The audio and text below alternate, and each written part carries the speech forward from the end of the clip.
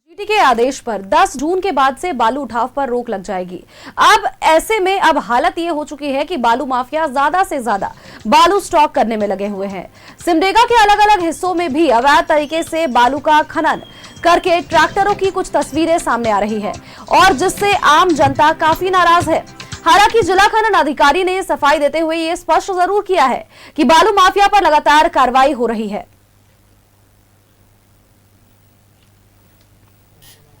का जो वहाँ लगातार हो रहा है, मैंने इसकी जानकारी जिला प्रशासन और खनन विभाग को दिया, लेकिन उस पर किसी प्रकार की अभी तक कार्रवाई नहीं हुई। खनन विभाग के द्वारा जो कार्रवाई हो रही है, अभी बीते समय में जो हमारे एसपी साहब थे सौरभ कुमार जी, उस समय पे ऐसा होता था कि सीधे ट्रैक्टर मालिक पर केस करके जो है कि उन लोगों को जेल भेज दिया जाता था।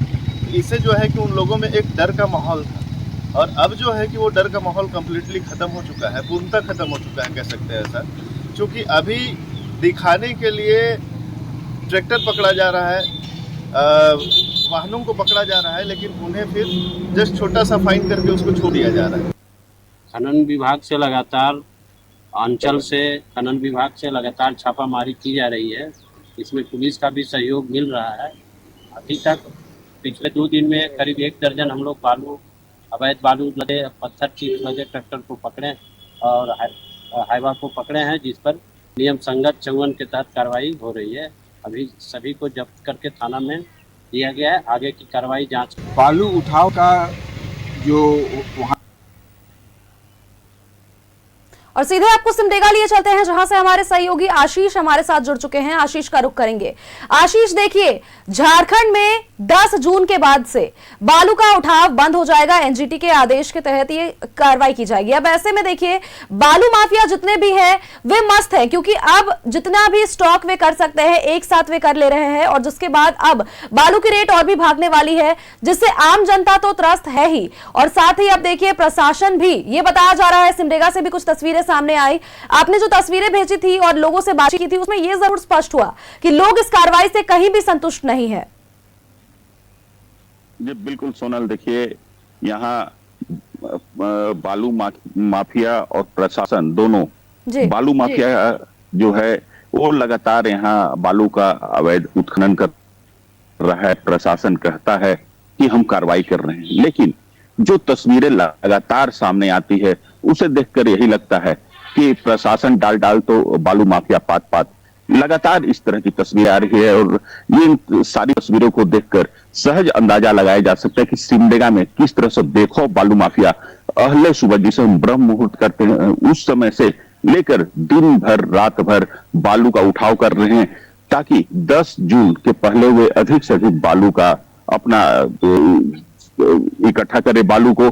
और जब 10 जून के बाद एनजीटी के द्वारा रोक लगा दिया जाएगा, उसके बाद ये काफी महंगे दामों में बालू उपलब्ध कराएं और अपनी पौबारा करें। लेकिन यहाँ आम जनता इनके इस रवैये से पिसती नजर आ रही है।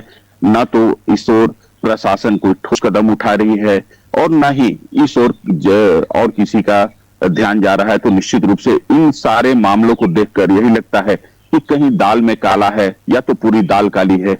तभी आज बेखौफ बालू माफिया इस तरह से धड़ल्ले से, बिल्कुल, और क्योंकि बालू माफिया इतने बेखौफ है आशीष, और देखिए तस्वीरें भी साफ तौर पर आप जिस तरह से भेजी है आपने तस्वीरें हमें, ये साफ स्पष्ट हो पा रहा है कि बालू माफिया जब बालू का उठाव करते हैं, जब लेकर के जाते हैं, तो ऐसे में लोग, क्योंकि चेकिंग होती है रास्ते में, तो ऐसा तो नहीं है कि इन पर नजर नहीं पड़ती होगी, तो इन्हें जरूर किसी अधिकारी की या फिर प्रशासन का संरक्षण जरूर इन्हें मिल रहा है, तभी धड़ल्ले से बेखौफ होकर के ये इस तरह के करतूत को अंजाम दे रहे हैं।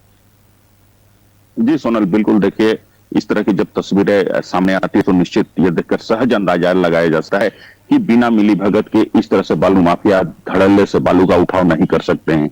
जब भी इस तरह की खबरें आती है, 2 दिन 4 दिन के लिए प्रशासन रेस होती है, कुछ ट्रैक्टरों को पकड़ा जाता है, लेकिन ये कार्रवाई भी महज खाना पूर्ति के रूप में की जाती है। एक मामूली से चालान करके इन्हें छोड़ दिया जाता है, मामूली जुर्माना करके छोड़ दिया जाता है। तो आप सोच सकते हैं सोनल कि बालू माफिया जो एक ट्रैक्टर बालू में हजारों रुपए वसूल कर रहे हैं, तो वे 500-1000 रुपए का जुर्माना बहुत आसानी से भर के छूट जाते हैं। और वे भी यही सोचते हैं कि चलो इस काली कमाई से ही जुर्माना भी भरेंगे, इस काली कमाई से ही हम कमाई भी करेंगे। लेकिन जब तक किसी तरह का ठोस कार्रवाई इन बालू माफियाओं के खिलाफ नहीं होगा, इन पर एफआईआर नहीं होगी, इन्हें जेल नहीं भेजा जाएगा, तब तक इस तरह की तस्वीरें सिमडेगा से देखते को मिलते रहेगी। सोनल, बिल्कुल, कहीं ना कहीं देखिए जो तस्वीरें हैं वो सरकार पर भी सवाल खड़ी कर रही है। लगातार विपक्ष इस चीज को लेकर के अग्रसर है और वो कहती हुई नजर आती है कि अभी तक इतने सालों में भी बालू को लेकर के किसी भी तरह की ठोस नीति नहीं बन पाई और ये तस्वीरें कहीं ना कहीं उस सच्चाई को बयां कर रही है। बहुत बहुत धन्यवाद आशीष आपका हमारे साथ जुड़ने के लिए और तमाम तस्वीरें और जानकारी हमारे दर्शकों से साझा करने के लिए।